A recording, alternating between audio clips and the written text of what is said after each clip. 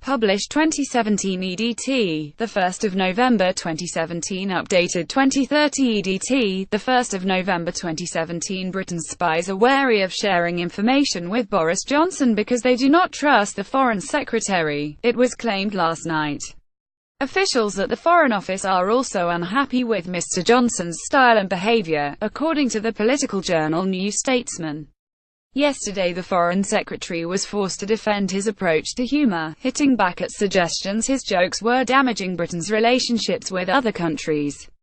Officials at the Foreign Office are also unhappy with Mr. Johnson's style and behaviour, according to the political journal New Statesman. Hay told MPs telling jokes is often a very effective way of getting a diplomatic message across. It came after Tory MP Tom Tugendhat, chairman of the Commons Foreign Affairs Committee, warned Mr. Johnson that it was really hard to do cross-cultural humour. Mr. Johnson was criticised last month for saying that the Libyan town of Sirte, a former Islamic State stronghold, could be the next Dubai once they clear the dead boss away. Last night the left-wing New Statesman revealed a string of diplomats had little confidence in the Foreign Secretary's style.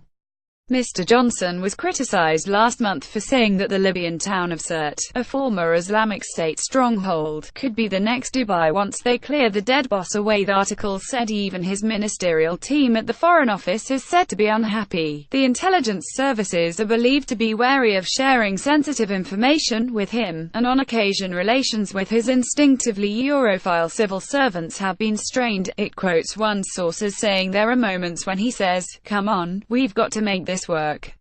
Stop being gloom-mongers." Former Hong Kong Governor Lord Paton said he seems unable to pursue a serious argument without resorting to mop-headed witticisms. "If you were concerned about the principles and vision and long-term interests of Britain, you would not regard him as your pin-up. This is an office once held by people like Carrington, Hurd, Douglas Home, Callaghan and Bevan. What on earth has become of US former Tory MP Lord Paton also accused Mr. Johnson of spreading fake news when he was the Daily Telegraph's Brussels correspondent. As a journalist in Brussels, he was one of the greatest exponents of fake journalism, he said.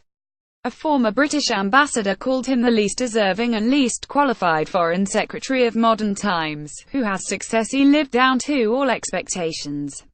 Another said Churchill would have thought he was a second-rate Chancellor. A senior European diplomat said Mr. Johnson was not taken seriously as a foreign policy actor and was damaging British interests, while many of his European counterparts positively dislike him. Sir Nigel Sheinwald, a former ambassador to the US and the European Union, said his style gets in the way of handling foreign relations in a serious, responsible way at a time of real difficulty for this country. "I don't think he's been at all helpful to the UK national interest, and I think that's very regrettable indeed." Mr. Johnson appeared before Mr. Tugendhat's committee yesterday, where he said it was a little bit condescending to think those in other countries did not have a sense of humour. "Sometimes actually people greatly appreciate you are talking to them in an informal way while subtly getting the point across," Mr. Johnson said.